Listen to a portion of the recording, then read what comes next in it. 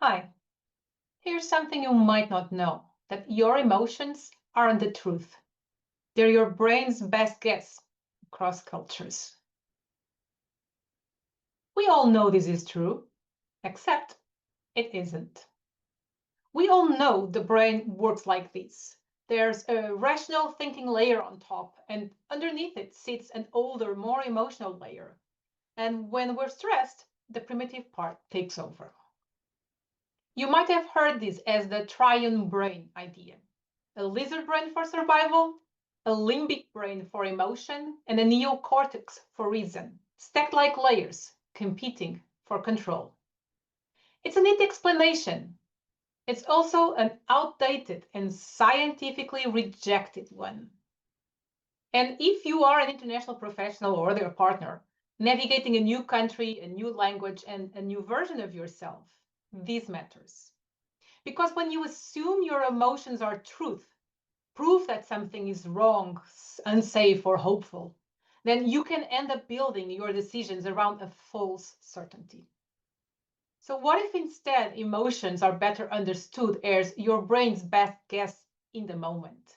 Not random, not meaningless, not just in your head, but also not a verdict.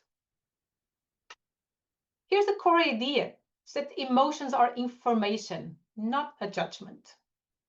So here's a reframe I want to offer. An emotion is not a fact about the world, it's a meaning your brain is constructing. It isn't just a philosophical take. Over the last couple of decades, many neuroscientists and psychologists have been challenging the old emotion circuit story. The idea that your brain contains hardwired universal emotion buttons that simply get pressed.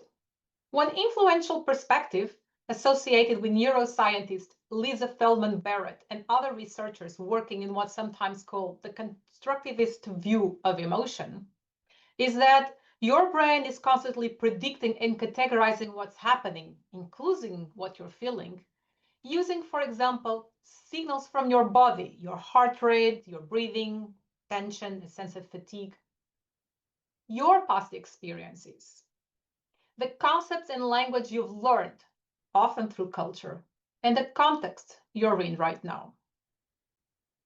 In plain terms, your brain is not only reacting to the world, it's interpreting it.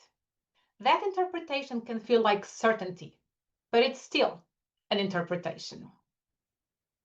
And when you live across cultures, the context part becomes a moving target. The same bodily sensations can be interpreted differently depending on the culture you grew up in, the culture you're living in now, the language you're using day to day, and even the workplace norms around emotion, authority, directness, and belonging. So yes, your emotions matter. They are meaningful, but they are not automatically the truth.